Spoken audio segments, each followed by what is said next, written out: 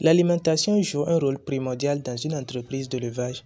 Elle occupe plus de 70% des charges d'exploitation et constitue la source du bien-être de l'animal. L'éleveur doit donc y accorder un intérêt particulier. Cette vidéo constitue une bonne pratique, un guide pour préparer un aliment destiné à la volaille en général, plus précisément à la pintade en particulier. Elle s'adresse donc aux techniciens et aux éleveurs.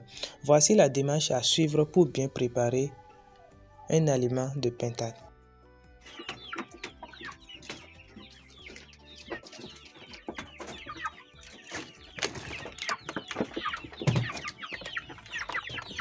Pourquoi formuler l'aliment chez la pintade est très important.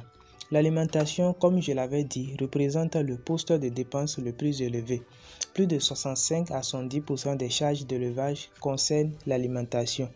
Mal formulé, ceci entraîne des gaspillages de ressources et baisse de la rentabilité. Donc si l'alimentation n'est pas bien calculée, tout l'élevage est menacé. La pintade a également des besoins nutritionnels spécifiques comme chez la volaille. Par exemple, les pintados ont besoin d'une alimentation très riche en protéines pour grandir vite. En croissance, elles demandent plus d'énergie et un bon équilibre protéines-énergie. En ponte, il faut plus de calcium pour assurer la qualité et la solidité des coquilles d'œufs. Voilà pourquoi on doit toujours adapter la formule selon l'âge et le stade de production. Une bonne formulation garantit également la santé et la productivité. Un aliment équilibré réduit les risques de maladies nutritionnelles, les carences en calcium, en vitamines, favorise une bonne croissance musculaire, un meilleur rendement carcasse et une ponte régulière, renforce la résistance aux maladies, meilleure immunité. En d'autres termes, un aliment bien formulé, c'est une assurance santé pour les pintades. Également valoriser les ressources locales. La formulation permet d'utiliser les matières premières disponibles en Afrique, par exemple les maïs, le sorgho, mil, arachide, soya, débris de poisson. Réduction des coûts, pas besoin d'acheter des aliments industriels toujours chers. Autonomie alimentaire de l'éleveur. Donc, bien formulé, c'est aussi transformer ce qu'on a autour de nous en une vraie richesse. Assurer également la durabilité et la rentabilité de l'élevage. Un aliment bien conçu, croissance rapide, bonne conservation alimentaire, moins de gaspillage, plus d'œufs, plus de viande, meilleure qualité de produits. Élevage compétitif et durable face aux autres systèmes. En résumé, formuler, c'est la clé pour réussir un élevage rentable et durable. Formuler l'aliment chez la pintade n'est pas un luxe, mais une nécessité économique, sanitaire et technique.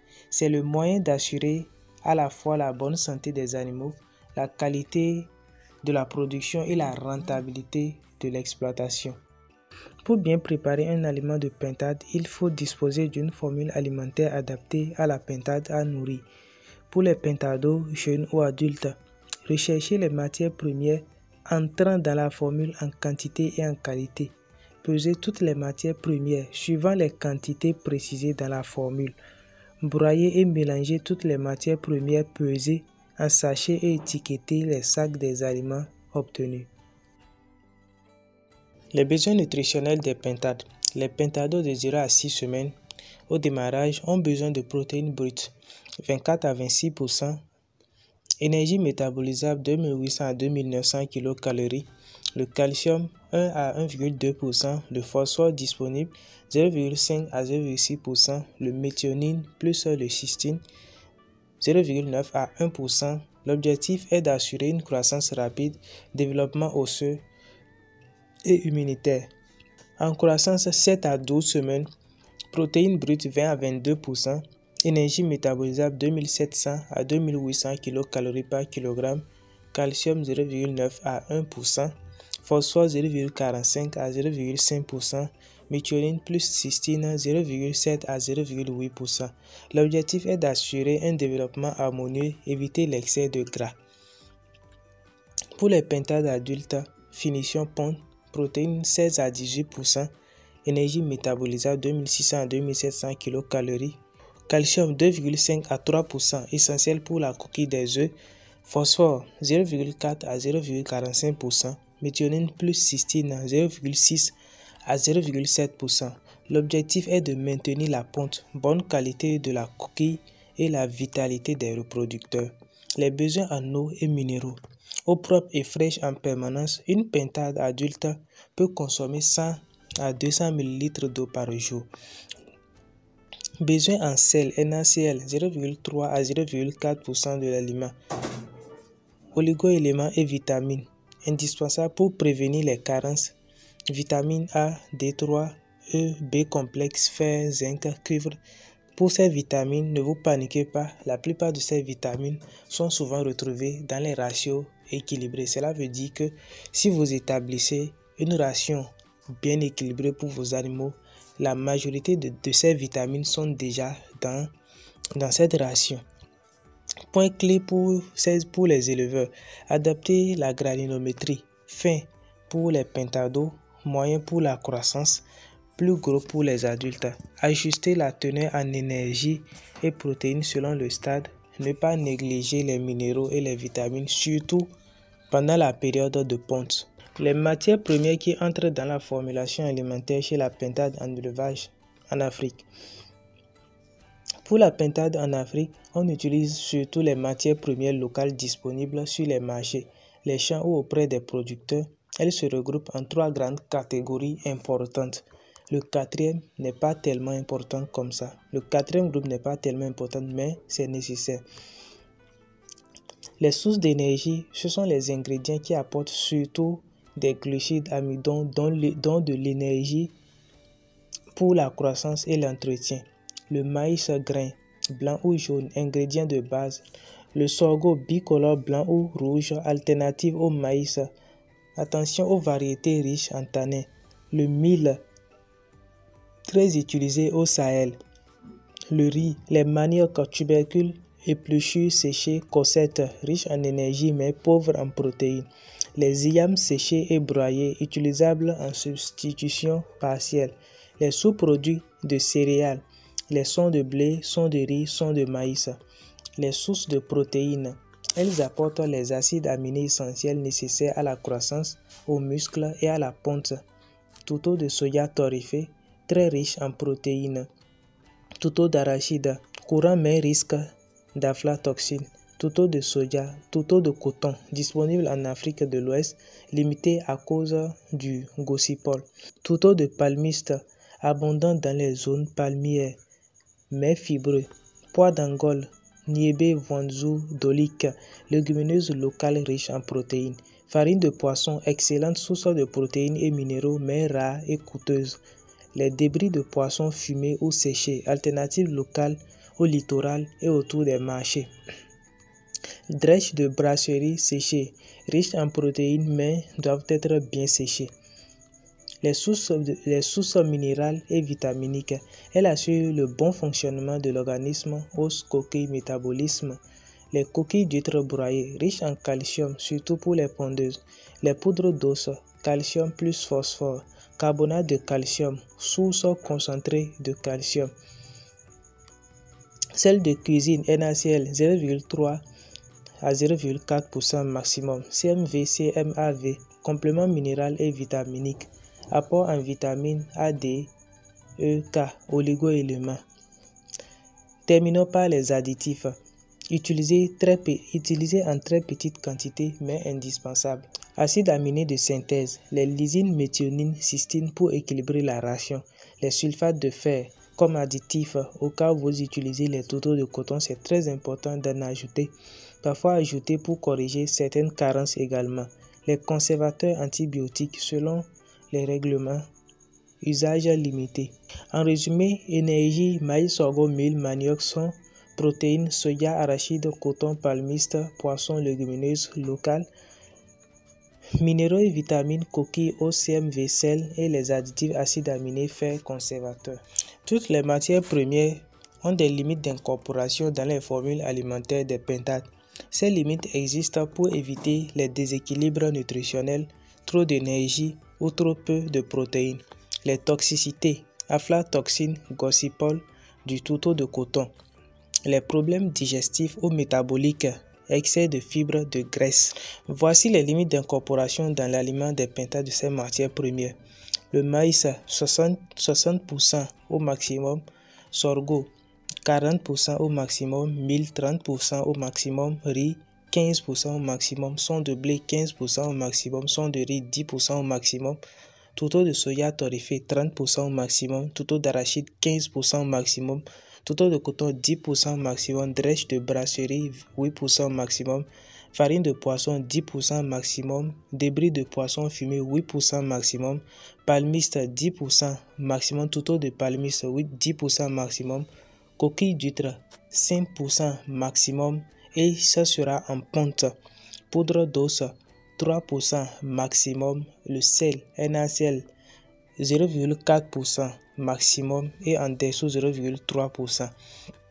CMV, CMAV, les compléments minéraux vitaminiques, 0,5 à 1% maximum. Donc, de façon résumée, les énergies maïs, sorgho, mil peuvent monter jusqu'à 60%. Les protéines soya, arachide, poisson doivent rester dans les 10% ou bien dans les 10 à 30%, donc maximum 30% selon les types.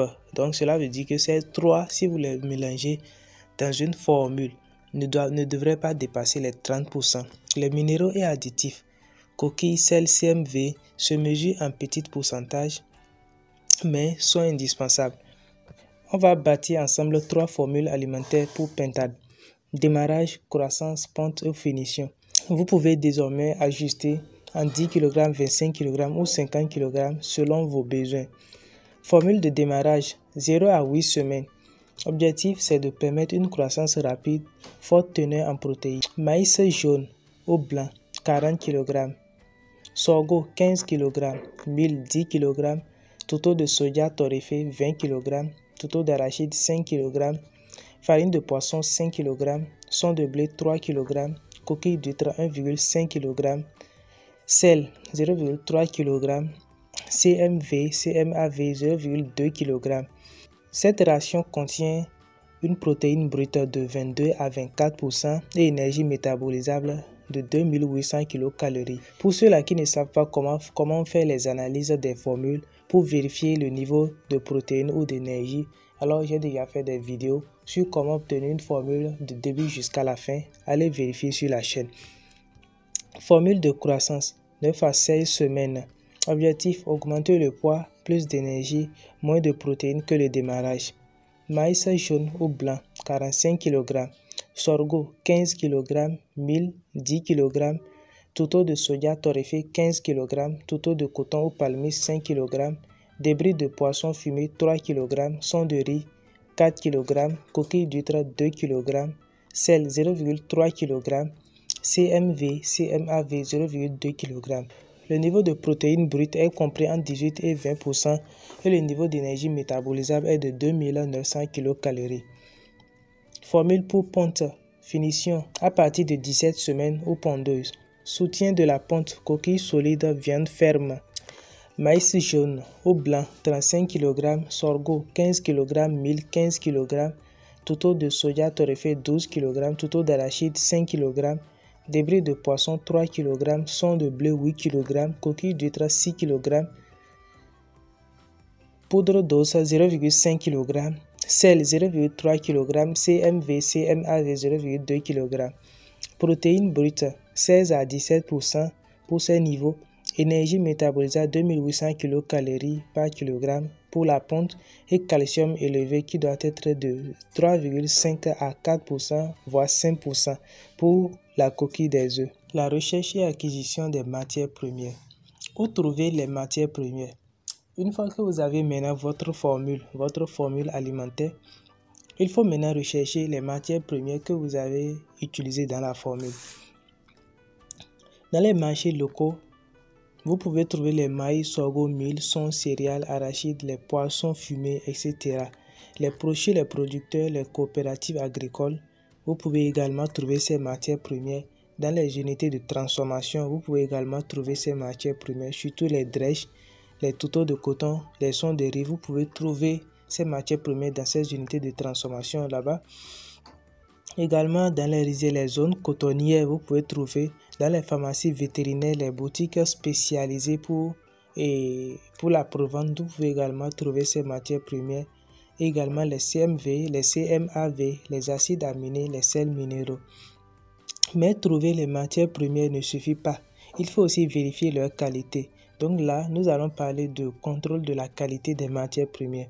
Avant de les acheter, il faut observer et vérifier la propreté, absence de sable, cailloux, poussière, morceaux de bois, la sécheresse.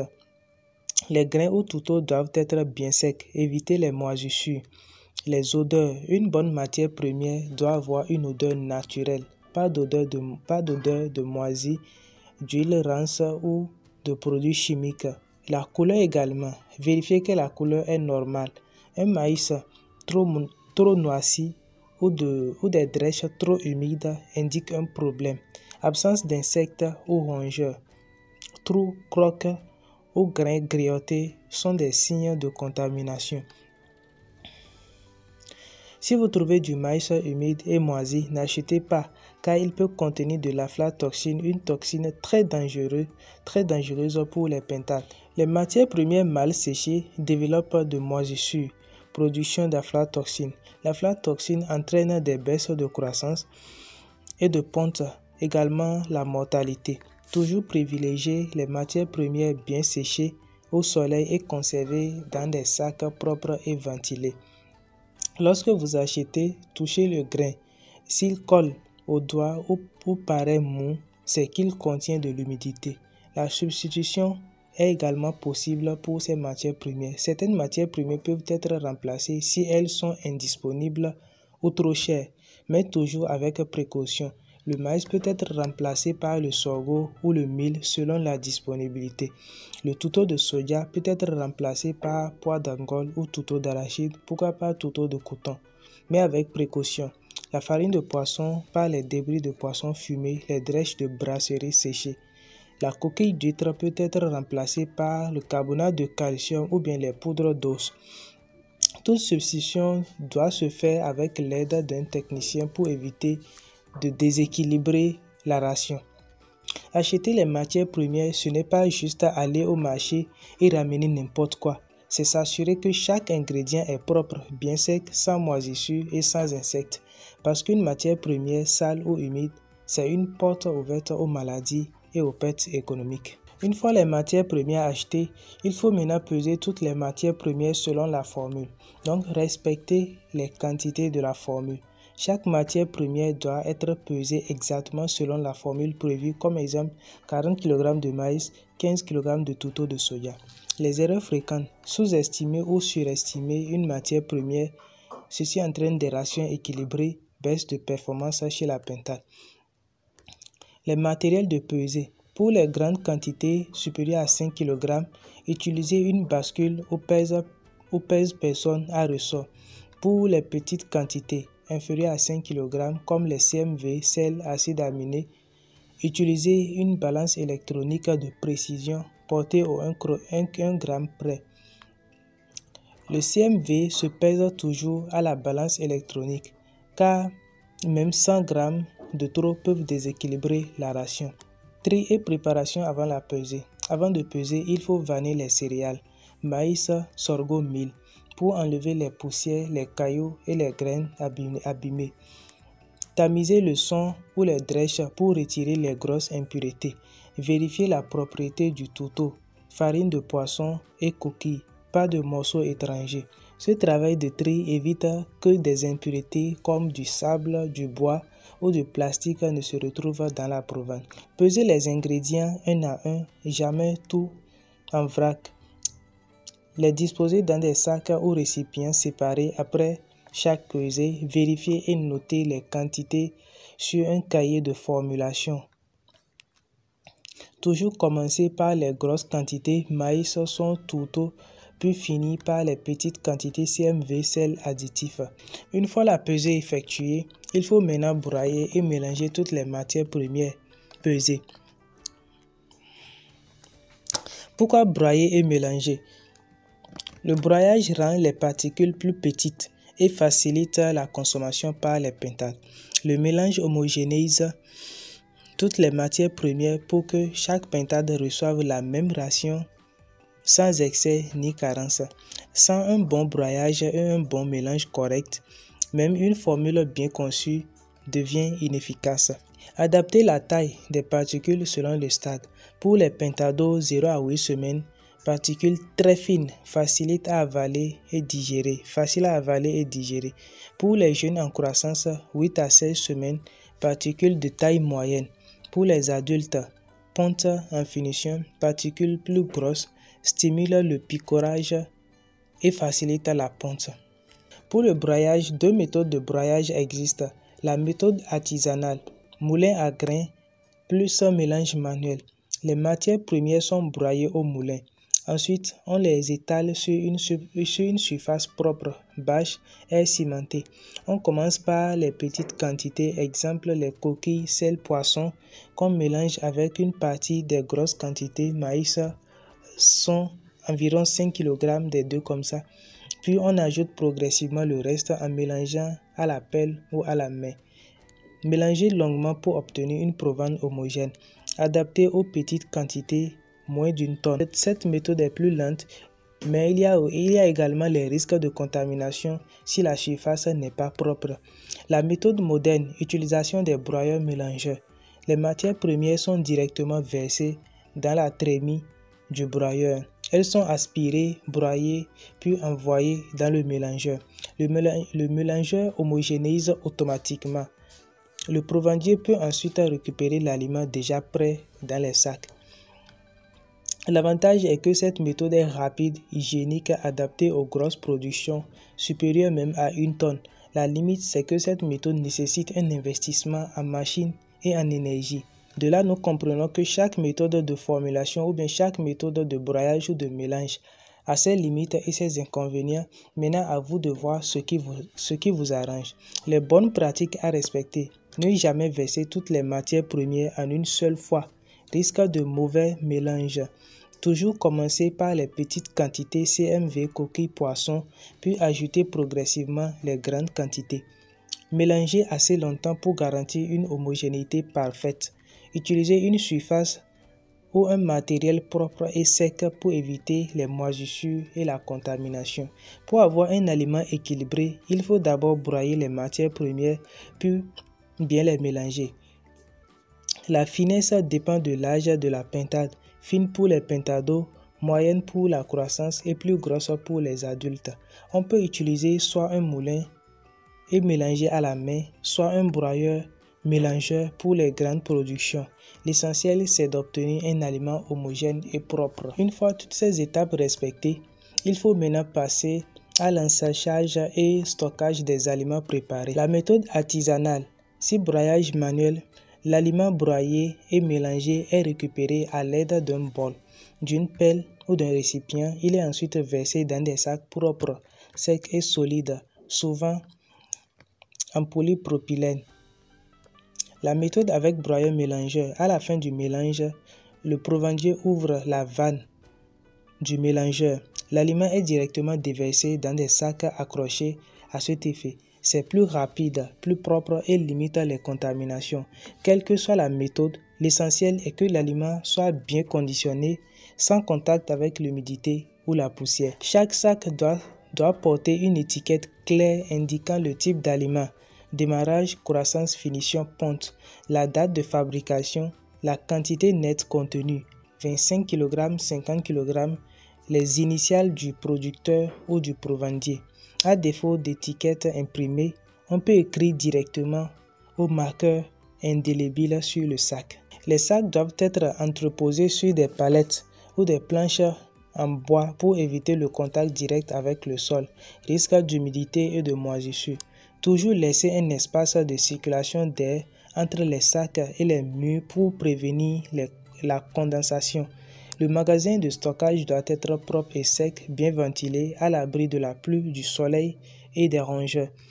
Un bon stockage, c'est ce qui prolonge la durée de la vie de l'aliment et évite de grosses pertes. Sans ajout de conservateurs chimiques, la durée de stockage ne doit pas dépasser les 30 jours. La durée recommandée est de 15 jours pour garantir la fraîcheur et éviter le rancissement des graisses. Passé ce délai, l'aliment peut perdre en valeur nutritive, protéines dégradées, vitamines oxydées et même devenir toxique, aflatoxine moisissure. Donc après le mélange, l'aliment doit être conditionné dans des sacs propres, secs et bien étiquetés. On note le type d'aliment et la date de fabrication. Les sacs sont stockés sur palette dans un magasin sec et ventilé à l'abri de l'humidité et des rongeurs. L'aliment ne doit pas être gardé plus de 30 jours et idéalement, il faut l'utiliser dans les 15 jours. En définitive, nous retenons que la formulation et la préparation de l'aliment constituent le pilier central de la réussite en élevage de pintade. Chaque étape de la sélection rigoureuse des matières premières, à la pesée précise, en passant par le broyage, le mélange, puis l'ensachage et le stockage joue un rôle déterminant dans la croissance, la santé et la productivité des pintades. C'est pourquoi ce document que je mets à votre disposition est d'un grand intérêt. Il explique en détail toutes les étapes à la formulation de l'aliment des pintades de A à Z, depuis le stade de démarrage jusqu'à la finition et la ponte. Si vous êtes vraiment intéressé et que vous souhaitez aller plus loin, vous pouvez déjà me contacter pour en posséder un exemplaire. Ce guide pratique va énormément vous aider à mieux gérer votre élevage, à réduire vos charges et surtout à obtenir le meilleur performance zootechnique.